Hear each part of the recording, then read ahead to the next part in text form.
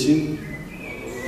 Nós temos um fundo musical maravilhoso, né? Desse sabiá cantando nesse anoitecer. E estamos também num período de tempo que lembra nascimento, né? Que é o começo das chuvas. Para todo lado que a gente olha, as sementes estão brotando, os pássaros estão recomeçando, fazendo seus ninhos, porque é uma época de procriação. Então é muito importante. A gente deixou esse assunto para fechar esse ciclo de roda de conversas, é só esse ciclo deste ano, porque nós vamos manter o canal ativo com vários assuntos. Aproveitar antes de entrar no assunto que as pessoas encaminhem assuntos que gostariam da gente discutir, que a gente vai continuar alimentando o canal, as pessoas se inscreverem lá, né, no canal do YouTube para ajudar a gente na divulgação.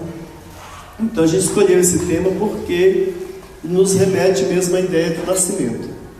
Porque a iniciação no candomblé, o principal olhar iniciático do candomblé é nascimento mesmo.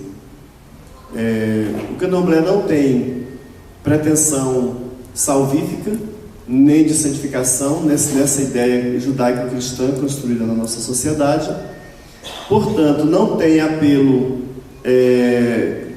sobre conversão, não tem objetivo proselitista, né? Nós não convencemos ninguém de largar sua fé ou de deixar de reconhecer a manifestação de Deus com quem se identifica para abraçar a nossa.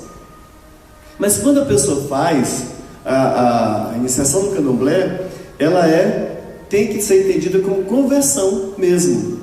Nossa ideia não é que vai fazer santo porque vai se iniciar. Fazer santo é um jeito popular de falar, né? Vai se recolher para ser iniciado no candomblé, para não ter problema, para não morrer, porque tem gente que vai em alguns oráculos, sai de lá desesperado, porque falou que se não fizer santo vai morrer. E esquece de dizer que se fizer santo vai morrer também, né? Que é uma questão natural da vida, não é isso, não é para isso. Agora, quando eu reconheço o que é iniciar-se no candomblé, a primeira questão, quando eu reconheço Deus em forma de mãe, de pai, de qualquer que seja a divindade que eu identifico na minha mutuê, no meu ori, na minha cabeça, como ser, como minha natureza divina, eu reconheço essa proposta como divina e digo assim: eu estou pronto, estou disposto a passar por essa iniciação. Essa iniciação vai te dar pertencimento a um grupo, não vai te fazer melhor, não vai te fazer pior, não tem necessariamente que você ter um status diferente, mas a partir de então, de fato, você deixa de ser uma pessoa comum. Você passa a ser uma pessoa iniciada, consagrada dentro de um rito legítimo, independente da tradição que te atraiu, para aquele culto. E é um culto único, só seu. Você passou por a tradição dos ancestrais. No caso nosso, a família Tubajussara. Independente de qual seja a família que você passou pela iniciação, para você ser legítimo, reconhecido naquela família, você tem que ter passado pelos princípios iniciáticos. E tem um grande segredo no candomblé, que a gente só descobre quando recolhe, que é que não tem segredo. É o meu caminho, o que eu vou viver lá. Por que é fechado? Porque você tem que estar disposto a querer viver aquilo. Não pode ser uma coisa que não vai ter diferença para você. Não é como na religião de salvação. Nas religiões de salvação, a conversão você só diz aceito ou não aceito, faz aquela profissão de fé, está resolvido. A partir de aí você vai abraçar os dogmas, as culturas e as tradições. No candomblé não. Tem um princípio no candomblé, quando eu falo candomblé, mas nas tradições dos povos africanos em geral, que se chama reafricanização. De alguma forma, eu me africanizo.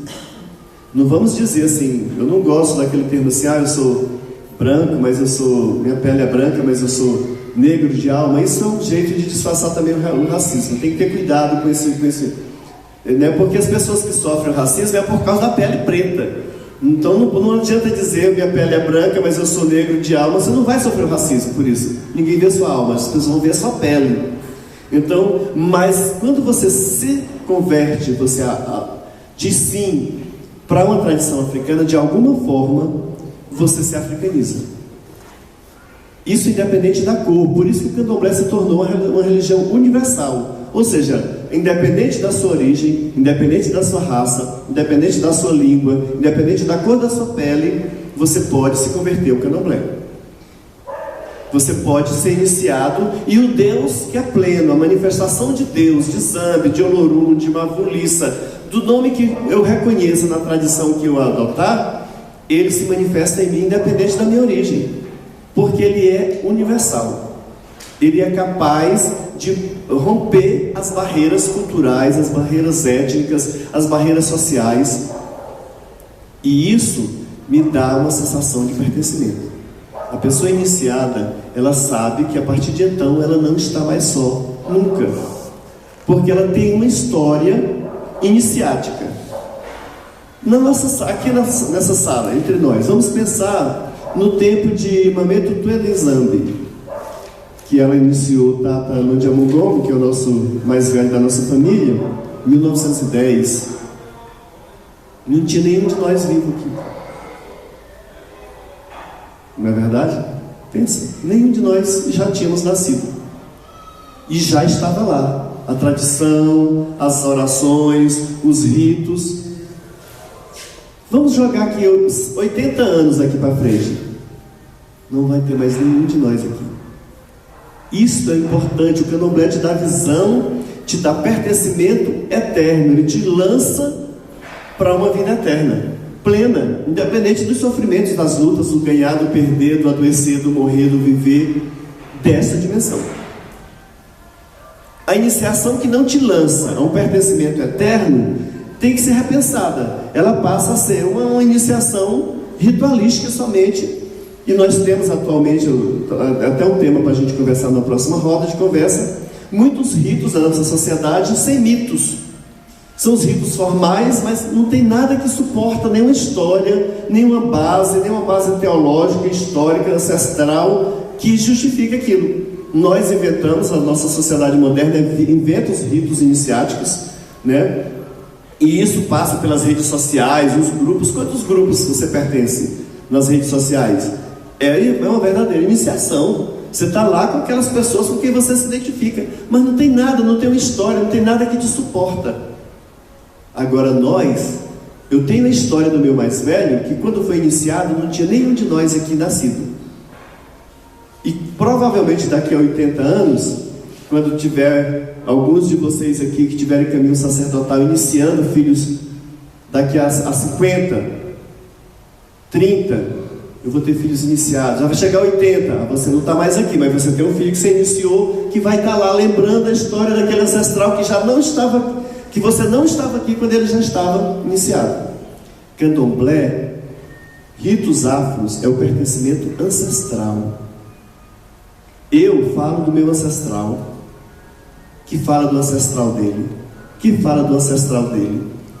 E nós vamos fazer remontando essa história até chegar ao primeiro casal mítico. Diz que Zambi Ubungo criou.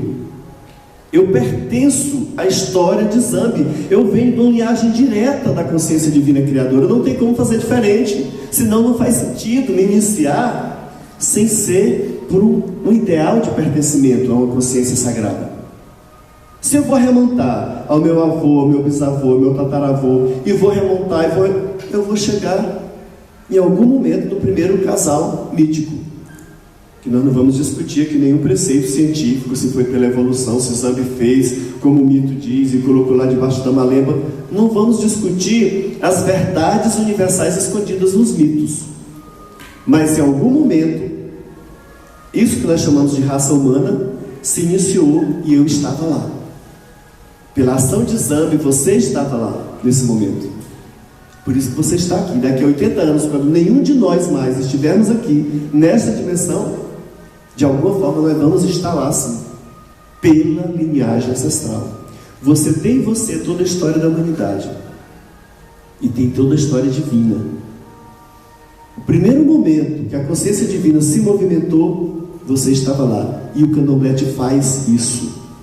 Te remonta, te leva, te desconstrói como ego, esse ego profano, né? Não é como pessoa. O candomblé é uma religião egóica, não no sentido negativo, mas ela tem uma parte de ego que é mantido, não pode morrer, que é o seu eu. O candomblé não admite nenhum momento que o ser seja aniquilado, mas ele te desconstrói totalmente. Nós temos um rito que a gente chama bolá, tem vários nomes, mas conhecido bolá. Quem bola no santo, a partir de então ele morreu. Nos ritos iniciáticos, ninguém entra com as próprias pernas, porque ali você perdeu sua identidade. De alguma forma você foi levado pelos mais velhos, aqueles que já conheciam o caminho. Ninguém entra nos quartos iniciáticos com as próprias pernas, até sair de cabeça nova, com um novo nome, no caso das tradições de Angola que a gente recebe, Andigina. É um novo ser. Você deixou de ser o que você viveu? Não. O que você viveu vai continuar aí, mas agora com uma nova perspectiva, com a construção de uma identidade divina. Te desconstruiu, mas não te destruiu. E isso tem que ter cuidado. Nós sacerdotes, sacerdotisas, tatas, mametos, as neguas, as elorixás, babalorixás, dotés, donés, qualquer que seja a tradição, temos que ter cuidado. Uma coisa é desconstruir o ser para que ele nasça iniciaticamente, renasça como um novo ser. Outra coisa é destruir a individualidade do ser. Isso não é admissível. O ser, ele tem sim, a partir do momento que ele entra nas iniciações, ele deixa de ser aquela pessoa profana. Não tem nome, não existe, não conta com ele. Mas isso não é destruir o ser, é prepará-lo para nascer de maneira iniciática, com todos os símbolos que aquela tradição diz que é legítimo para poder legitimar aquela pessoa. Não vamos discutir que fundamento, se é assim, se é cada um na sua família, cada um do seu jeito, cada um na sua tradição. O importante é que daquela família ele seja reconhecido. Seja reconhecido. E nós temos uma questão atual, nesse mundo de muitos conhecimentos, que está muito fácil o conhecimento, você joga no Google, você conhece, encontra todas as orações, você acha todas as, os fundamentos, entre aspas. Com isso, com esse muito conhecimento, tem muita gente que se arvora do conhecer e não leva em conta a tradição ancestral dos mais velhos, quem de fato é o iniciador, quem de fato... E aí entra as barganhas. Temos que ter cuidado de não fazer da nossa religião comércio. É uma religião que tem despesa? Qual é a religião, ou grupo, ou clube que não tem despesa? Não existe qualquer grupo humano para se manter, seja um clube, seja uma igreja, seja qual for, a despesa existe. Mas nós não estamos falando de uma despesa que é usurpar, é vender a iniciação. Nem todo mundo necessariamente tem que ser iniciado no candomblé. Tem um ditado antigo dos mais velhos que diz: o candomblé é para todos, mas nem todos é para o candomblé. Nem todo mundo pode usufruir do sagrado que o candomblé pode dar. Todo mundo pode ir no pé de um inquice, do orixá, do vodum, pedir, agradecer, receber sua bênção, seu conforto. Todo mundo pode ir lá fazer um agrado, um culto. Não tem problema nenhum. Todos podem. O candomblé é para todos. Mas nem todos é para o candomblé. Nem todo mundo precisa ser iniciado. Temos que ser sinceros, realistas, olhar para cada caminho, ser verdadeiro, despertar na pessoa a consciência de quem ela é, o que é que ela busca ao ser iniciado no candomblé. Qual que é a sua busca? O que é que você está querendo encontrar? Porque provavelmente pode se mistificar tanta coisa, se prometer tanto. Olha, depois se você, olha, isso aí você está vivendo é porque você não fez seu santo. E se você faz o santo e vai continuar vivendo, e aí?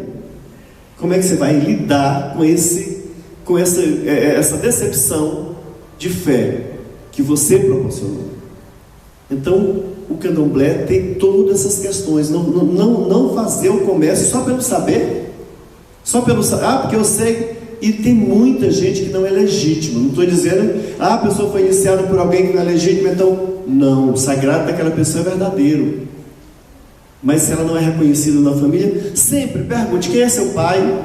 Quem que lhe iniciou? Quem que iniciou seu pai? Veja onde que chega o ramo da sua família. Veja onde que vai bater. Alguém conhece? Não sei se vocês já prestaram atenção que quando a gente vai dar as obrigações maiores, de 3 anos, de 5 anos, de 7 anos, a gente diz: fulano estava aqui, né? Fulano viu esse menino nascer, fulano viu essa menina nascer. A gente pede que as pessoas dêem testemunho: eu vi, eu estava lá na saída. Isso tudo liga você autenticamente a uma tradição ancestral.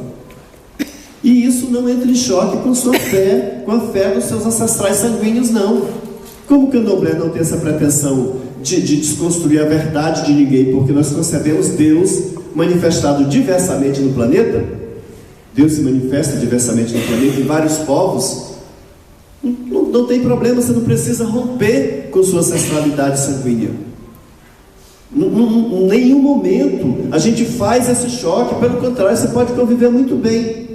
Agora, o verdadeiro iniciado, ele sabe o seu papel na sua comunidade, ele sabe os juramentos, as verdades que ele recebeu e que ele deve passar ou não, para quem, quando. O verdadeiro iniciado mantém o equilíbrio do seu grupo, porque não é ego. Eu vou individualizar o santo. Onde estava meu inquice? Onde estava meu orixá, meu vodum antes de eu ser feito? Onde ele estava? Ele era consciência divina plena só. Ele só passa a existir a partir da sua iniciação, a partir da sua cabeça. Quem faz a individualização, e outra coisa importante, candomblé não tem imagens, por exemplo, candomblé não tem escultura. A base das tradições afro é a própria natureza divina, e as coisas feitas pelo próprio Zambi, pelo próprio Oru, pelo próprio Deus. Aquela pedra que se consagrou para a sua divindade, ela passa a vibrar a sua divindade por causa da sua mutuê, da sua cabeça. É responsabilidade sua, é responsabilidade de cada iniciado manter seus apetrechos sagrados zelados, cuidados, sua vida iniciática em dias. É responsabilidade de cada um. Aquela pedra só foi consagrada porque você disse sim. Você é responsável por ela. A responsabilidade é pessoal. Aquela divindade, aquela consciência divina que se inicializou a partir da minha mutuê, se individualizou, só é esta. Por isso que é o meu santo. Não é questão de ser melhor, de ser pior, porque é mais velho, porque é mais novo. Santo é santo. Santo é um jeito de dizer. Isso já é uma palavra, o inquice, a divindade é a divindade. Não tem idade, mas ela se individualizou na sua cabeça. Por isso que a gente conta a idade. Ela só passa a existir neste nível de consciência, nessa dimensão, a partir da sua iniciação. Então você sempre teve a consciência divina em você, mas individualizada foi a partir da sua iniciação, a partir do momento que você recebe um novo nome. Por isso que é a religião de ego. Mas esse ego só faz sentido, a iniciação só faz sentido, é até um contraste dentro do coletivo. É um contraste assim, porque ao mesmo tempo que é meu, é individualizado, só faz sentido no coletivo. Por isso que temos os cultos coletivos, e aí a gente encontra o Deus manifestado no nosso irmão, que não é maior do que o meu, não é melhor, é só a consciência divina, mas é bom eu sentir o Deus manifestado no outro, e o outro também ver em mim, sentir em mim o Deus que nasceu na minha mutuê manifestado em mim. Então, o culto coletivo é a expressão plena da nossa religião, embora as individualidades sejam mantidas. Consegue acompanhar o ritmo da ideia? Do que é individualizar uma divindade? Do que é individualizar o inquice, o orixá, o vodum? Nós não vamos entrar aqui nem nos pormenores, se o orixá tem mais uma personificação. Isso é questão de cada família. Nós não vamos discutir bases teológicas, se um é mais personificado, se um é menos personificado. O importante é que a pessoa se entendeu, se compreendeu naquela manifestação divina. Se é orixá, se é vodum, se é inquice, muquiche, não é esse o nosso questionamento. O questionamento é conceitual, é entender quando, por que eu sou iniciado no candomblé. Se eu não for iniciado, eu não posso cultuar santo, eu não tenho santo? Tem, pode cultuar do mesmo jeito. Só não vai ter um santo individualizado. Não vai pertencer àquele coletivo, aquele separado. Só quem foi iniciado, quem já passou por um ventre sagrado, sabe os desafios que é encarar a gente mesmo.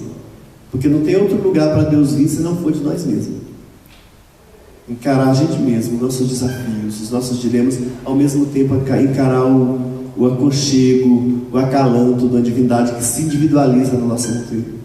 Só quem passou sabe o que viveu, sabe os dilemas enfrentados, sabe os sofrimentos, as alegrias, e a partir dali, quando nasce com um novo nome, não é que de fato eu sou novo? Todos nós que fomos iniciados temos a sensação que de fato, a partir daquele dia nós éramos uma nova pessoa. Não é só pelo novo nome não, é pelo que nós nos reconstruímos. No candomblé tem sempre uma ideia assim: quer saber como é? Viva! Porque a iniciação é mais para ser vivida do que para ser explicada. Até porque é diferente para cada um. Se eu perguntar para cada um aqui qual é a sua sensação iniciática, com certeza é diferente, porque nós somos pessoas diferentes. E o candomblé preserva essas diferenças. As tradições afro preservam essas diferenças. Então não tem como ser igual. É igual o pertencimento, é igual a responsabilidade coletiva, é igual ao histórico ancestral. O meu ancestral é o mesmo seu, então nós temos muito em comum. Mas o que foi, o que eu senti, como foi para mim reconstruir essa identidade divina, é pessoal. E eu não quero entrar nesses questionamentos, porque não tem como fazer, não tem como, não é uma receita pronta. Cada ser tem seu histórico diante de Zambi. Cada ser tem seus desafios. E Zambi é pleno assim mesmo, do jeitinho que você é. Do jeitinho que você é, o inquice, o orixá, o vodum, né? Se a gente vai para os ameríndios, já as influências, os encantados, todos eles vão respeitar do jeito que você é. Por isso que a gente que é mais velho sabe ver que em cada inquice, em cada orixá, em cada vodum tem muito do filho. Porque eles são um, é a consciência divina que se individualizou naquele filho. Então ele vai pegar sim a personificação do filho. E a partir daquele momento também a gente sai com muito da divindade, muito do inquice, muito do orixá. A gente se pega com sentimentos que a gente sente. Eu não sentia isso, eu não tinha esse sentimento no mundo que é da divindade que nasceu ali. Então essa plenitude que eu acho muito importante valorizar e deixar agora para vocês perguntarem. As perguntas são vossas, vocês podem perguntar o que quiser. Eu preferi optar por essa ideia mais geral, para respeitar o sentimento de cada um, para deixar que cada um saiba o que sentiu. Agora as perguntas são de vocês. Se vocês quiserem perguntar, a gente vai tentar dialogar respeitando as diferenças. Você colocou que um dos atos para a iniciação é o bolar, né? Aqui você entra andando, porque você diz que para renascer você precisa morrer. Então você entra andando, aí você passa pelo rito do bolar, aonde você cai, bababá, isso a gente não precisa falar. Muita gente que vai passar, ainda vai passar. Só que isso você fala na nossa nação, a nação Angola, porque existem outras nações que isso não acontece. Certo? Aí eu queria que você dissesse o que você acha disso. 2, você pode falar do sacrifício? Porque você vai poder falar? Então vou fazer perguntas. Existe o sacrifício de que você mata para comer, que você precisa, fez nos matadouros, que são terríveis, sabe? Eu já vi alguns vídeos, dá vontade de sentar e chorar e pegar o boi, levar para casa, botar na cama, né? E existe a imolação, que é o nosso caso. Então, eu queria que você falasse da imolação, que você diferenciasse o sacrifício, porque muita gente fala sacrifício, eu não gosto de falar, eu gosto de falar imolação. Vai ver que é a mesma coisa, né? Mas é melhor, te dar menos dor no coração. Isso é a verdade das diferenças. Como eu falei, cada família vai ter as suas particularidades, e isso não deixa de ser mais legítimo ou menos legítimo. O importante é que você tenha um pertencimento ancestral. Foi assim que seu pai passou, foi assim que sua mãe passou, foi assim que seu avô, todos os iniciados antes de você passaram. Isso te faz legítimo dentro daquela... Não se discute, a gente não discute certo e errado, mas tem que ser legítimo dentro da tradição, dentro da família. Não dá para eu inventar, daqui para frente eu vou fazer um rito novo. Aí, assim, isso quebra uma sequência ancestral. E quando a gente opta, se converte, aceita, se identifica, o nome que queira dizer, por uma religião ancestral, de povos ancestrais, porque independente da cor da pele, quando eu sou iniciado na religião afro, eu estou sim aceitando aquela tradição de povos que me deram essas verdades. Quando eu aceito, eu abraço aquele preceito. Eu abraço os preceitos, eu abraço o que está naquela família, está determinado, e isso que vai me fazer legítimo. Não dá para dizer assim, eu fiz santo, mas eu não quero passar por isso não. Não é assim. Não, esses preceitos eu não vou guardar não. Porque é um povo. Você foi abraçado, a partir de agora você tem um pertencimento de um povo tradicional. Isso é muito importante. Preceito, cada família tem a sua. Com Belas Artes tem completa razão. É esse o entendimento. Cada família tem seus preceitos, cada família tem seus ritos, que sejam legítimos. Não autoriza ninguém a criar um rito daqui para frente, porque agora eu sou uma nova família. Vou fundar uma nova família, a partir de agora é Indange, Axé, novo com o meu nome, e eu posso criar o que eu quiser porque é o meu nome. De algum lugar você tem que ter saído, porque é rito ancestral.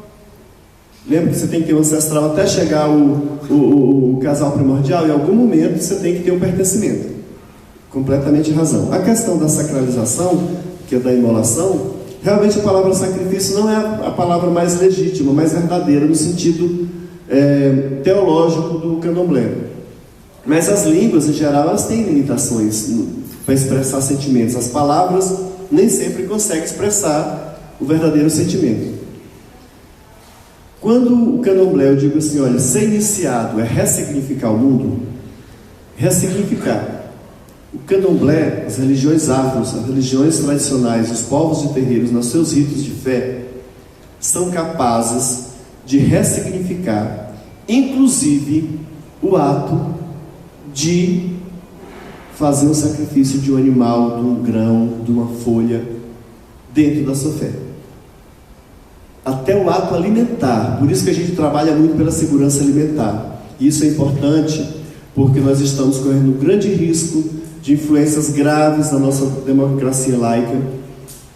Estamos à beira de um colapso mesmo, de influências graves, tanto do parlamento, e agora uma tentativa de judicializar e de ganhar isso no judiciário, que é a questão do Supremo discutindo a legitimidade ou se é legal a sacralização de animais dentro dos ritos religiosos afros. Isso é muito grave, porque como povos tradicionais nós temos o direito de manter os nossos ritos, porque nós nos alimentamos e nós ressignificamos. Isso é importante que se diga. Ritos ancestrais como os nossos, herdados dos nossos povos, num rito iniciático, nós ressignificamos inclusive a morte, não só a nossa, a morte inclusive dos animais, dos grãos, das folhas. Nós não temos escala de vida, qual é a mais importante, qual é a menos importante. Quando eu cozinho um grão, eu matei do mesmo jeito. Vida para nós é plena do mesmo jeito, não tem vida mais importante, menos importante. Quando uma fruta, eu uso ela no ritual, é a vida. Quando eu quebro um galho de folha para fazer um banho, para lavar a minha cabeça, é vida, é sacralização da vida, independente de que seja animal, vegetal, mineral. Essa ressignificação é que nós fazemos no rito. É uma ressignificação inclusive da morte, inclusive da questão alimentar. Ninguém come vivo, né? Embora a gente possa comer as folhas, estejam vivas, mas ela morre. Só o vivo mantém o vivo nessa dimensão aqui. Não tem outro jeito. O único princípio de manter vivo nessa dimensão é com o vivo. Seja o vegetal, seja mineral, seja o grão, seja a folha, seja a fruta, seja a vida. Só a vida mantém o vivo. Então, a violação, mãe, é quando eu entendo que esse ser não tem significado nenhum, é só para alimentar. Olha como nós fazemos a ressignificação. Enquanto lá no açougue a carne está exposta lá com o único objetivo de alimentar, independente se aquele animal sofreu ou não sofreu, foi respeitado ou não foi respeitado, independente disso, quando eu trago esse animal, esse grão, essa fruta para o rito, ele é muito mais. Ele foi feito com reconhecimento de que ele é uma individualização de Deus, uma individualização de Zambi, como essa folha, como qualquer animal, e a partir daí eu comungo com a fonte de vida que é Zambi, que é Deus, que é o Lorum, seja de que forma for, seja através da carne do animal que foi sacralizado. As pessoas pensam que a gente sai por aí, né, fazendo a carnificina e aqueles animais sacralizados são a nossa alimentação. Enquanto estamos recolhidos, a casa cheia, a comunidade inteira se alimenta. Termina que muita gente que vai se alimenta na casa de santo. Para nós é muito mais seguro, é muito mais responsável fazer isso dentro de um rito respeitoso, amoroso, reconhecendo naquele outro ser o mesmo Deus que deu a vida para mim, deu para aquele outro ser, do que ir num açougue e não ter noção de como é que aquele animal, aquela fruta, aquele vegetal foi produzido, quanto ele foi violado para me alimentar. O trabalho está tentando lá em casa sistemas de agroflorestas, tudo isso é se alimentar da vida mantendo o mais equilíbrio possível, né? Então isso é um apelo, e povo tradicional, povo de fé, povo de candomblé, seja qual for a tradição, afro-brasileiro, afro-ameríndio, nos organizemos e tentamos ter entendimento dos nossos ritos, da importância que é alimentar o meu corpo de um animal que foi sacralizado, de uma fruta, de um grão, que foi rezado, foi reconhecido a individualidade de Deus nele, do que ter a nossa fé proibida, porque uma outra fé predominante de alguma forma tem influência no parlamento, no judiciário. Isso é uma violação grave que nós estamos na iminência de sofrermos ataque sério, porque quando eu lanço isso, eu deixo o povo de santo, o povo de candomblé exposto. Parece que cada um pode ir lá apedrejar nossas casas, tocar fogo, porque nós somos sanguinários, nós matamos o bicho e fazemos feitiço. E aí isso nos coloca vulneráveis diante da sociedade. Isso é muito grave. A minha pergunta é puramente curiosidade, mas a gente tem conhecimento, escuta muito falar de 3 troncos dentro do candomblé, que seria de Angola, de Queto e de Jeje. O senhor falou muito de família e o senhor fez questão de mostrar respeito para os outros troncos que não são os nossos. Quando o senhor fala de família, o senhor está se referindo a esse tronco Angola, ou dentro desse tronco Angola existem outras famílias? Completando, dentro de cada tronco, o senhor falou em respeito, em reconhecimento dentro da própria família, a família te legitima para pertencer àquele tronco.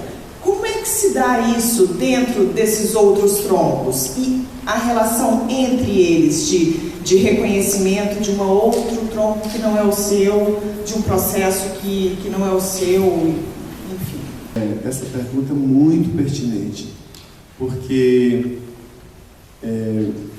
as construções das tradições afro, elas vêm juntamente com a escravização, né? As nossas divindades, como conceito, atravessam o Atlântico nos navios, né? com africanos escravizados, como conceito, porque como consciência divina ela já estava aqui, já era o vento, já era a folha, já era a água, já era o fogo, já era o raio, já estava. Mas como conceito, com esse conceito de revelação de Deus a partir da natureza e dos indivíduos, ela vem com os africanos escravizados. E aí a gente tem essa diversidade. Hoje a gente usa, por exemplo, o tronco banto, que, embora a gente sabe que essa palavra banto foi grafada por um europeu que reuniu vários povos e chamou de tronco banto, com semelhanças linguísticas, culturais, né? Mas não pode esquecer que, por exemplo, 250 povos com línguas semelhantes e alguns bem diferentes, povos com tradições diferentes, sim. O que para um povo podia ser uma coisa plena, autêntica, para outra podia ser uma quizila, podia ser uma interdição, podia ser um tabu, mas fazem parte de um mesmo grupo. Nós somos resultados destes muitos povos, o que nós chamamos de Angola, Angola-Congo, Mochicongo, e aí tem várias famílias como, né, o Paquetã, né, os Kassange, que tem gente que tentou desqualificar essa tradição, né, os Tubas-Jussara, o Bate-Folha, que são do mesmo tronco, todos vêm do Tumbensi, de Tuendenzambe, que é uma grande mameto. Quando se vê muito falar no candomblé, coloca as matriarcas do candomblé, esquece que antes dessas três, por exemplo, né, que é do tronco já iorubá, que sai as casas de candomblé tradicionais, e daí também se ramifica com outras várias famílias, nós temos também as matriarcas das tradições banto, do Angola. Cada tronco tem sim sua diversidade, não é igual mesmo. Tem coisa na nossa família que para nós é comum, para outra família não é. Nós fazemos ritos de determinado jeito, o outro não. Cantigas que nós cantamos para determinado inquice na outra casa, que é da mesmo tronco, da mesma, canta para outro inquice. Tem divindades que nós iniciamos, outras famílias não iniciam, e vice-versa. E isso é que é ter pertencimento. Se eu sou Tubas-Jussara, se minha família é Tubas-Jussara, eu tenho o direito ancestral de iniciar as divindades reconhecidas pelos mais velhos da família Tubas-Jussara. Ah, descobri um inquice novo, no povo tal, que usa máscara. Não interessa, está verdadeiro, nós não vamos discutir a legitimidade dessa divindade. Na família tal, Bate-Folha mesmo inicia divindades que nós não iniciamos. Não vamos discutir a legitimidade da divindade. Não é isso. Nós vamos dizer, ótimo, que inquice lindo, maravilhoso, olha que esse inquice na sala, traz muito gosto, vou louvar, mas não quer dizer que eu vou trazer para a minha família, senão é infinito. Cada povo que eu tiver contato, tiver uma divindade diferente, eu vou. Isso não é identidade. Pelo contrário, isso é falta de identidade. Identidade é dizer, não, eu conheço essa divindade, mas eu não inicio. Porque na minha família, os meus mais velhos não iniciaram. Eu não herdei, né, ritualisticamente essa história. É isso que... E entre os povos Queto, que também é um grande tronco, a gente chama de Queto, mas na realidade é o povo da Iorubalândia, né? Dos povos iorubás, que também não é um povo só, são vários povos. E também existem ritos diferentes, famílias diferentes. O que se faz numa família, na outra às vezes é tabu. O que se canta do mesmo jeito. Entre os Jeje, então, tem grandes diferenças, porque eles têm dois grandes troncos principais, mas tem influência de vários outros povos que são desse tronco Euefon, que no Brasil se consignou como Jeje. Que vem os Marim, que vem vários... Qual é a Gaiacu, que é a mais velha, que eles chamam? É o cargo máximo que as mulheres, que é um cargo feminino, alcançam. Qual é a Gaiacu que eles descendem? De qual Gaiacu? Aí vai definir toda a estrutura. Quando eu digo que eu sou Tubas-Jussara, as pessoas que conhecem têm que saber que se eu sou Tubas-Jussara, eu cultuo tais e tais divindades, eu tenho tais e tais ritos. Isso. Ah, eu sou Jeje, ou seja, eu sou de culto de Vodum. Tá bom, qual é a Gaiacu da sua família? Ah, é Doné tal. Ah, então já sei que se é assim vai ter tais e tais ritos. Eu não sou obrigado a saber, claro, né? Mas em tese eu sei que ela tem uma linhagem específica, um jeito de fazer, né? E a relação nem sempre é tão respeitosa. Principalmente os povos bantos, nós fomos sim, ainda somos alvo de preconceito, principalmente dos povos que dominaram culturalmente.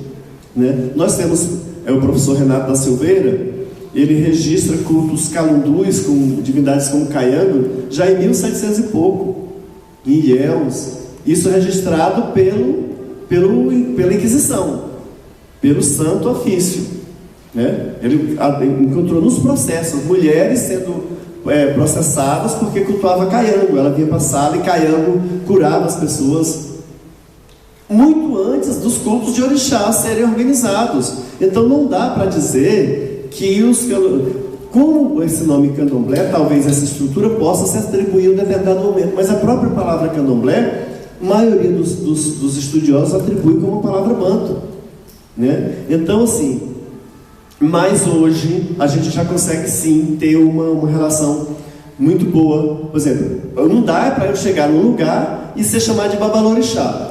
Eu tenho que ter consciência e dizer, eu não sou babalorixá. Ou seja, eu não vou iniciar ninguém no culto de orixá, então eu não sou babalorixá. Eu sou Tata de Inquice. Mas eu ser reconhecido hierarquicamente como correspondente ao cargo sacerdotal de outra tradição. Eu sou um doté. Se você se apresenta como doté, eu já sei que você cultua vodú. Essas identidades são importantes, porque nós somos povos, e povos precisam ter pertencimento. E pertencimento se faz ancestralmente. Por isso que eu grafei aquela primeira palavra, né? Ancestralistas, né? Nós somos ancestralistas. Não tem como tirar esses traços. E hoje a gente consegue sim ser reconhecido como Tata de Inquice, um cargo sacerdotal dentro do candomblé legítimo, correspondente ao babalorixá, correspondente ao doté, correspondente, mas não é a mesma coisa. É importante esse entendimento. Então, você falou que nós não somos proselitistas, né? Mas algo que no próprio cristianismo assim, me encantava muito, aquela história assim, que a gente convence muito mais pelo testemunho, né? É aquilo, eu não quero que você venha, mas se você acha que aquilo que eu vivo é interessante para você, pode ser um caminho, vá você e faça a sua experiência. A minha é a minha, por mais que eu fale, você não é a mesma coisa. E aí a gente acaba atraindo muita gente mesmo, né? Eu sou branco, então as pessoas quando veem no precursor uma pessoa branca, de branco, acham que é médico. Se veio um negro de branco, é macumbeiro. Então as pessoas vêm com curiosidade, nossa, mas você é branco e você é macumbeiro, como isso, não. Enfim, e aí todas as perguntas, e a gente troca muito essa informação com pessoas de outras famílias, de outros troncos, e a gente se reconhece muito. É até gostoso isso.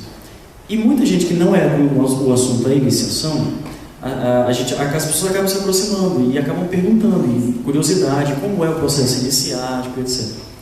E eu costumo dizer muito assim, olha, quando você é abiã, enquanto você é indumbe, esse é um momento muito gostoso da minha vida, que eu vivi muitos anos. E assim, aproveite mesmo para perguntar, para conhecer, para explorar, porque é identidade, você tem que se identificar mesmo. Não é o pai de santo ou o jogo de avaliação, vai lá para a família tal, você é de lá, não. Isso vai reverberar em você na sua experiência, vai lá e vive. E nisso, muitos vêm com aquela, mas eu fui na casa tal e falei com o doté, ou com o babalorixá, ou até fui no escritório, porque tem alguns vão consultar, etc, tal, só para isso, não necessariamente na casa, e me disse que eu era do santo tal, do orixá tal. Na família tal, eu era do Inquice tal, ou eu era do vodum e tal. E isso gera muita confusão nas pessoas, né? Eu acho isso até para o processo inicial. As pessoas têm vontade de se iniciar, têm vontade de procurar um lugar para cultuar, sente em si aquela verdade, né? Isso reverbera em mim. E eu acho que isso acaba atrapalhando, porque são muitas vozes, assim, né? Não é questionando o oráculo, não é questionando isso, né? Mas você diz, mas como assim? Você não é um santo? Mas como assim tem outro? Aí aparece uma outra divindade falando, e era uma divindade do Queto, e é uma Inquice. E aí muitos me perguntam isso, né? Mas como é que fica essa história? Eu achava que a gente nascia de um santo só, e só existe um santo, uma divindade na vida da pessoa, e bom, no caminho da pessoa. Não era só essa? Como assim tem um primeiro, tem um segundo? Por que um falou no jogo, o outro não falou? Eu já tenho, por ter passado por esse processo iniciático, eu já tenho muitas dessas respostas, mas eu queria que o senhor falasse um pouco, porque o senhor tem mais propriedade para falar, o senhor sacerdote, sobre isso, assim, né? Como é a divindade, o reconhecimento da divindade, é uma divindade, é Deus de várias formas, está em todos, ou tem que ser só um? Existe essa verdade universal que se não for essa divindade, então está errado, então aí o outro tem que refazer, porque tudo está errado, porque senão você vai morrer, o que vai acontecer. Então a gente escuta muito isso, né? E eu escuto muito de pessoas que não passaram e têm vontade, e isso vira uma prisão para essas pessoas. Eu queria que o senhor falasse um pouco. são dilemas verdadeiros. E todos nós que já fomos em Dumbi, já fomos abiãs, já fomos postulantes numa casa, seja de Umbanda, de Candomblé, de Jurema, né, de Catimbó, de Batuque, passamos por esses dilemas. Como a gente fala com conceitual, tem que falar genérico, porque não tem como falar de cada pessoa. Como se diz, cada pessoa sente esses seus próprios dilemas. Mas falando de maneira conceitual, como é perfecimento, uma coisa, quando eu falo de proselitismo, é importante voltar antes de seguir a fala, não tem como não se fazer prosélitos, qualquer fé. Mas uma coisa é que o proselitismo aconteça naturalmente pela identificação, não que seja o objetivo teológico, principiológico daquela fé. É totalmente diferente. Você tem que conquistar alguém, você tem que salvar alguém, você tem que converter alguém. Isso faz parte dos postulados de fé. Isso são postulados proselitistas. Nós não temos. O proselitismo, as pessoas se aproximarem, se identificarem, sentirem, é natural em qualquer grupo, em qualquer religião. Isso a gente não discute. O que nós não temos é princípios teológicos ou postulados de fé que você tem que converter as pessoas porque as pessoas estão erradas e elas só vão estar certas no dia que fizer santo, ou inquice, orixá, ou vodú. Isso nós não temos. O Candomblé reconhece a manifestação de Deus diversa. Então, ser Dumbi, ser abiã, é uma fase. Ser postulante é uma fase importante para ser vivida, para este sentido de identificação. De fato, eu, por exemplo, agora eu vou falar de uma experiência minha, que não é necessariamente a proposta, mas eu já fui abiã numa casa que cultuava orixá, né, e já tinha andado bori, estava me preparando, comprando as coisas para a iniciação, quando eu conheci o Candomblé de Angola. E aquilo ecoou em mim totalmente diferente. E eu entendi naquela hora que, embora a consciência divina seja plena e igual, mas manifestada dentro das culturas era diferente. Que o inquice não era orixá, que o orixá não era vodú, que eram conceitos de povos diferentes, embora como conceito divino, universal, eles podem até se compreender. Há o caminho que anda os caçadores. Não tem o caminho do caçador brasileiro, do caçador iorubano, do caçador gente, não tem nos mundos vários. Tem o caminho, o grande caminho ancestral dos caçadores. Se esse caçador, se esse caminho fala em minha vida, se eu me identifico com Deus em forma de caçador, que ensinou os humanos a cultivar a terra, a domesticar os animais, então quando eu me identifico, por exemplo, com essa ideia de caçador, eu me identifiquei com aquela natureza divina. Agora, cada povo vai ter sua particularidade. Se eu sinto que eu vou nascer como inquice, vai ter algumas coisas diferentes. Vão ter quisilas, tabus, preceitos que noutra terra teria, que na minha não tem. Mas o grande caminho ancestral é de Deus em forma de caçador. Isso não se discute. Ah, mas eu fui num lugar, um falou, outro falou. As pessoas têm muito essa ansiedade de saber qual que é a minha divindade. Lembra que a divindade só vai se individualizar a partir da minha iniciação? Até então, claro que eu tenho a consciência divina em mim. Claro que tem alguma natureza divina que vai falar no meu coração e dizer, poxa, olha, um mameto, Deus em forma de mãe, né? Um Deus em forma de caçador, um Deus que vem em forma de raio, que ilumina a noite escura, que foi o primeiro fogo que os humanos começaram a dominar. Claro que eu vou me identificar, mas isso não quer, só vai se individualizar a partir da minha iniciação. Até então, você é uma consciência divina individualizada. Não sofra por qual é, se foi o santo tal que falou, se foi santo que... Tem que falar dentro do seu ser. O oráculo maior é a consciência divina em você. E aí, à medida que você se identificar com a casa, se identificar com a tradição, se identificar com o grupo, aí sim, aí você vai na busca, aí nós vamos aprofundar esses caminhos e você vai se identificando, você vai dizer, realmente, essa divindade tem um traço que é muito interessante na minha natureza, na minha personalidade, né? E isso é importante. Agora, o comércio da fé, ela é uma praga em qualquer estrutura de fé. Isso não estou falando só na nossa, não. Qualquer comércio à base da fé é uma praga da humanidade. Porque aí não interessa qual é o seu santo. Se você gosta do santo tal, eu vou fazer o santo tal. Porque você vai pagar e você gosta do santo tal, por que eu vou fazer outro? Né? Aí entram os grandes dilemas. Essa questão de ser certo, de ser errado. Como é que você construiu a identidade divina neste iniciante? Nessa pessoa que está se iniciando? Como é que você despertou nela a legitimidade da vivência dela de fé? Porque senão, não dá, né, a pessoa dizer que saiu de santo há 30 anos atrás e ficou careca para santo tal. Fiquei careca para Iemanjá. Então quem que estava na sala? Quem que estava marmotando? Era a sacerdotisa? Ou era ele? Quem que saiu na sala careca? Era ele acordado? Era Iemanjá? Foi a sacerdotisa que... Como é que é essa história? Não dá para eu desqualificar a minha história, a história de um ancestral que não está mais aqui para se defender, usando esse tipo de argumento. Eu tenho que estar presente na minha legitimidade, na minha vivência. Isso é muito importante. Eu não sei se eu consegui responder, mas é um jeito da gente tentar entender sem entrar nas individualidades, sem entrar, sem violar, sem desrespeitar ninguém, mas que cada um seja legítimo no seu sentir, no seu viver, seja inquice, seja vodum, seja orixá. Se é candomblé, é reconstruído sim de acordo com a cultura brasileira. Não tem a inquice, mas é inquice dentro de uma tradição de uma família. Não sou banto, não nasci em nenhum povo banto. Se eu fosse, eu só teria direito de falar a língua daquele povo, cultuar os ancestrais daquele povo e a divindade daquele povo. Isso é uma coisa maravilhosa que o candomblé, que os inquices, os orixás, os vodus conseguiram fazer, mesmo com o sofrimento dos nossos ancestrais. Trazer a diversidade para nós. No candomblé, independente de onde eu nasci, qual seja a minha origem, eu posso cultuar vários inquices, vários orixás, vários voduns, várias divindades, independente de qual é o povo de que ela veio. Um veio de um povo, inquice também. Tem inquice que veio de um povo, tem inquice que veio de outro, inclusive de povos que eram inimigos.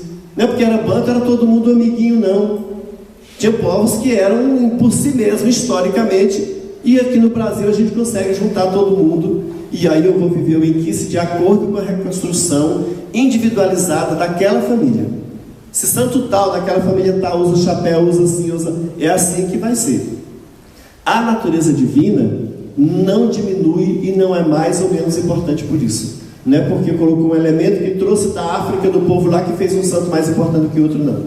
O que importa é o Deus, a consciência divina que nasce em você na sua iniciação. Não deixe ninguém nunca questionar a sua vivência, aquilo que nasceu em você, que é pleno em você. Não é porque faltou a fava tal, o pano tal, o elemento tal que deixou de ser você menos inquice, menos. Se você tem uma família legítima que te legitima, isso é a sua vivência sagrada que só cabe a você, ao seu inquice, a Zâmbia, ao seu orixá, ao Lorum e ao seu vodum, né, a Mavuliça e a quem te iniciou, os seus mais velhos. A gente vai tentar de 15 em 15 dias no máximo colocar novos elementos no canal no YouTube. As pessoas se inscrevam lá, é importante para nós. Mas como está chegando o final do ano, as pessoas têm todo um outro ciclo de vida, nós voltamos, se Zambi nos der, no próximo ano. Enquanto isso, você pode mandar sua ideia, sua sugestão, sua pergunta, sua ideia de tema, o que você gostaria que a gente tratasse, sempre respeitoso. Nós não estamos aqui para desqualificar ninguém e nem para enaltecer nenhuma tradição acima da outra, embora eu falo com o tato de inquice, mas eu falo pela tradição afro, pelos povos africanos, pela visão geral dos nossos povos, com todo respeito a cada um que viveu a sua ancestralidade, que passou pela sua iniciação, que sabe quem é seu pai, sua mãe, seu doté, seu tateto, sua nêngua, sua iá, seu babá, seu avô, seu bisavô, seu tataravô, até chegar nos troncos ancestrais que vieram escravizados, mas não morreram. Estamos vivos aqui pela fé.